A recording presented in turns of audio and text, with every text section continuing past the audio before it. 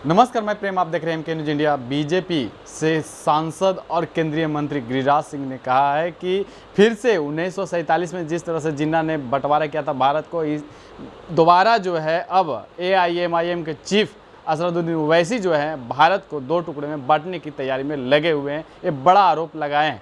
इसी मुद्दे पर हमारे साथ बात करने के लिए पूर्व आईपीएस अमिताभ दास सर हैं। सर, गिरिराज सिंह बोल रहे हैं कि ओवैसी जो है फिर से दोबारा जो है भारत को बांटने में लग गए हैं। देखिए, गिरिराज सिंह को पुरानी बीमारी है मुसलमानों के खिलाफ जहर की उल्टी करने की। जी। और मैं बता दूं दर्शकों को कि ये गिरिराज सिंह खुद रणवीर सेना का एजेंट है। जो रणवीर सेना बिहार का सबसे खूंखार आतंकवादी संगठन है। देखिए, ये पूरा मामला मैं बताता हूँ। ये एक पार्टी है इस देश में, All India Muslim Ittehadul Muslimeen, All India Majlis Ittehadul Muslimeen, जिसको शॉर्ट में एआईएमआईएम कहते हैं। ओवैसी उसी के अध्यक्ष हैं, बैरिस्टर हैं पेशे से। और ये पार्टी पहले हैदराबाद की मतलब समझिए लोकल पार्टी हुआ करती थी, लेकिन पिछले कुछ सालों में इसका अखिल भारतीय आप कह सकते हैं विस्तार हुआ है। और पिछले चुनाव में बिहार में विधानसभा में इसके 5 लोग चुने गए थे, 5 विधायक, जिसमें 4 फिर राजद में शामिल हो गए। अब बस एक बच गए हैं, अख्तरुल इमाम बच गए हैं। तो वो एक पार्टी है, मतलब चुनाव आयोग से निबंधित पार्टी है, कोई गैर कानूनी पार्टी नहीं है, कोई भूमिगत संगठन नहीं है। ओवैसी अच्छा वक्ता है, संसद में बातें मजबूती से उठाते हैं। लेकिन जैसा मैंने कहा कि गिरिराज सिंह को एक पुरानी बीमारी है, मुसलमानों के खिलाफ जहर की उल्टी करता रहता है और समाज में जहर घोलता रहता है। और ख़ुद ये रणवीर सेना का एजेंट है। दर्शकों को पता होगा कि रणवीर सेना बिहार का सबसे खूंखार आतंकवादी संगठन है। ये एक प्रतिबंधित संगठन है। और मैं खुद अरवल ज़िले का एसपी रह चुका हूं और जहानाबाद में अरवल में रणवीर सेना ने दर्जनों नरसंहारों को अंजाम दिया है, जिसमें लक्ष्मणपुर बाथे नरसंहार था, जिसमें 59 लोग मारे गए थे, ज़्यादातर दलित और पिछड़ी जातियों के। नारायणपुर नरसंहार था। एक नरसंहारों की मतलब झड़ी लगा दी थी रणवीर सेना ने। और ये रणवीर सेना के जो गुंडे थे, ये औरतों का कत्ल कर देते थे, दलित औरतों का कत्ल कर देते थे, ये कहकर कि ये नक्सलियों को पैदा करती हैं। ये छोटे छोटे बच्चों का कत्ल कर देते थे कि ये बच्चे बड़ा होके नक्सली बनेंगे। और पूरा नंगा नाच करते थे रणवीर सेना के आतंकवादी। और रणवीर सेना का जो सरगना था परमेश्वर मुखिया, 1 जून सन 2012 को वो कुत्ते की मौत मारा गया। आरा में कटीरा मोहल्ले में जब मॉर्निंग वॉक कर रहा था तो उसको हुलास पांडे ने मरवा दिया। और उसके बाद दर्शकों को याद ही हुआ कि 2 जून 2012 को पटना में जो उसकी शव यात्रा निकली थी, परमेश्वर मुखिया का जो जनाजा निकला था, उसमें रणवीर सेना के सैकड़ों गुंडे आए थे, मोटरसाइकिल पर भड़काऊ नारे लगा रहे थे, रास्ता भर तोड़ फोड़ और आगजनी करते जा रहे थे। तो उसी रणवीर सेना का ये एजेंट है गिरिराज सिंह। इसकी सूचना मैंने आधिकारिक रूप से नवंबर 2014 में ही दी थी, जब मैं मानवाधिकार आयोग में काम करता था, बिहार राज्य मानवाधिकार आयोग में। और दर्शकों को मैं याद दिला दूं कि जब परमेश्वर मुखिया की हत्या हुई थी तो गिरिराज सिंह टीवी चैनलों पर आके छाती पीट रहा था और बोल रहा था कि वे तो गांधीवादी थे, वे तो गांधीवादी थे। मतलब गिरिराज सिंह की बेशर्मी देखिए आप, निर्लज्जता देखिए कि एक आतंकवादी को गांधीवादी कह रहा था। और इस तरह की बहुत सारी बातें थी। और ये गिरिराज सिंह के गांव भी दौड़ा दौड़ा गया था, भोजपुर ज़िले में जो बेलाउर गांव है गिरिराज सिंह का, ये परमेश्वर मुखिया का। तो ये गिरिराज सिंह बिल्कुल सड़क छाप गुंडों की तरह बात करता है, मुसलमानों के खिलाफ जहर की उल्टी करता है और रणवीर सेना की दलाली करता है। और मैं गिरिराज सिंह की घोर निंदा करता हूँ। जी। गिरिराज सिंह का ये भी कहना है कि अगर वो पाकिस्तान या बांग्लादेश में रहते तो ओवैसी साहब का जो बयान जो है और जो उनका कद है वो दब जाता। कौन रहते तो? ओवैसी साहब अगर बांग्लादेश या पाकिस्तान में रहते तो। अब ये कोई बात हुई? कोई कहीं अब गिरिराज सिंह सऊदी अरबिया में रहते तो उनका भी कद छोटा हो जाता।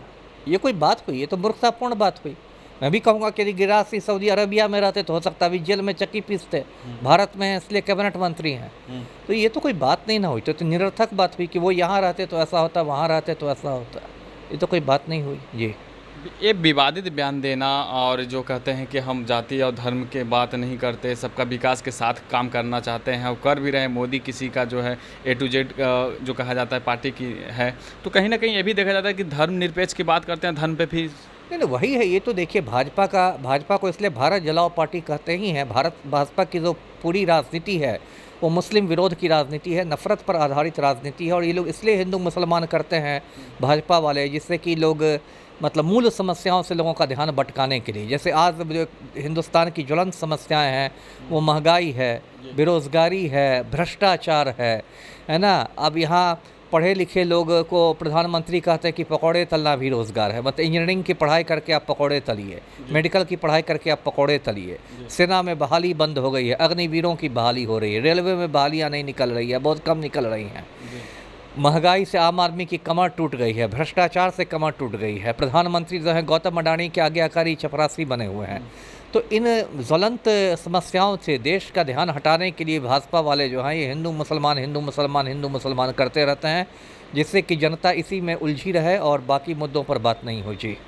संसद भवन के अंदर जब शपथ ग्रहण ले रहे थे ओवैसी साहब, उन्होंने जय फिलिस्तीन कहा था, उस पर भी विवादित बयान शुरू हो गए थे कि भारत में है और फिलिस्तीन का नारा लग रहा है और कई इस तरह के मुद्दे आए। फिर ये अभी जो देखा जा रहा है कि जिस तरह से बिहार में, अगर आज बिहार की राजनीति के बारे में बात करें कि बिहार में उनकी पार्टी है, तो वो जो विपक्ष में जो सभी हैं कि आरक्षण से लेकर कर और जाति जनगणना से लेकर के सारी चीज़ में चल रही हैं, पक्ष विपक्ष हमलावर हैं, लेकिन कहीं भी ओवैसी साहब का ऐसा नहीं आता है, क्योंकि वो भी इस बिहार में उनकी पार्टी है और 4 से 5 विधायक भी थे, जिसमें अब कुछ ही बच गए हैं। तो कहीं ना कहीं ये भी है कि ओवैसी साहब सिर्फ वो बरसाती जो होता है उस तरह का दिखते हैं।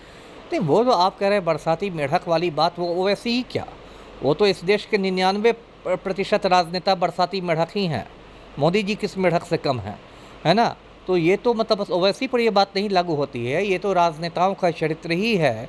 मोदी जी को देखिए, बिल्किस बानो के बलात्कारियों को रिहा करते थे और बंगाल के बलात्कार पर छाती पीट रहे हैं। तो ये तो नेताओं का चरित्र ही होता है, इसमें कोई अवैसी अकेला नेता नहीं है, भारतीय नेताओं का चरित्र है और मुझे लगता है 99% नेता इसी चरित्र के हैं। जी। वक्फ बोर्ड पे ओवैसी साहब का जो रिएक्शन आ रहा है, कुछ उनके जो समाज के लोग हैं खुश नज़र नहीं आ रहे। नहीं, ठीक है, देखिए वक्फ बोर्ड के पास मतलब लाखों एकड़ ज़मीन है हिंदुस्तान में और नरेंद्र मोदी ने हाल में षड्यंत्र रचा था, साजिश रची थी कि वो सारी ज़मीन वक्फ बोर्ड से लेके जो मोदी के मालिक हैं गौतम अडानी को दे दी जाए। लेकिन उसका बहुत विरोध हुआ, संसद से सड़क तक विरोध हुआ, तब जाकर वक्फ बोर्ड बिल को इसको देना पड़ा, जेपीसी को देना पड़ा, जॉइंट पार्लियामेंट्री कमेटी को देना पड़ा। और अब संयुक्त संसदीय, उसमें ओवैसी भी मेंबर है, अब संयुक्त संसदीय समिति उस पर फैसला करेगी। लेकिन मोदी का जो षड्यंत्र था कि वक्फ बोर्ड की ज़मीन को लेकर गौतम अडानी को दे देने का, वो षड्यंत्र फिलहाल विफल हो गया है। जी, धन्यवाद। तो आपने सुना क्या कुछ कहते हैं, इनका साफ तौर पे कहना है कि गिरिराज सिंह का जो विवादित जो बयानें आती हैं वो खुद जो है एक आपराधिक संगठन में जुड़े हुए हैं। लेकिन देखना होगा क्या इस तरह का विवादित बयान जो है कहाँ तक लेकर जाता है, कि जिस तरह से बीजेपी की तरफ से हमलावर रहते हैं कि ओवैसी साहब के ऊपर कहा गया था कि भारत में रहते हैं, अजय फिलिस्तीन के नारा लगाते हैं, जैसे कई मुद्दे जो हैं उन पर उठाया गया था। इस तरह के तमाम फर्क बने रहे, देखते रहे एम क्यू मीडिया। धन्यवाद।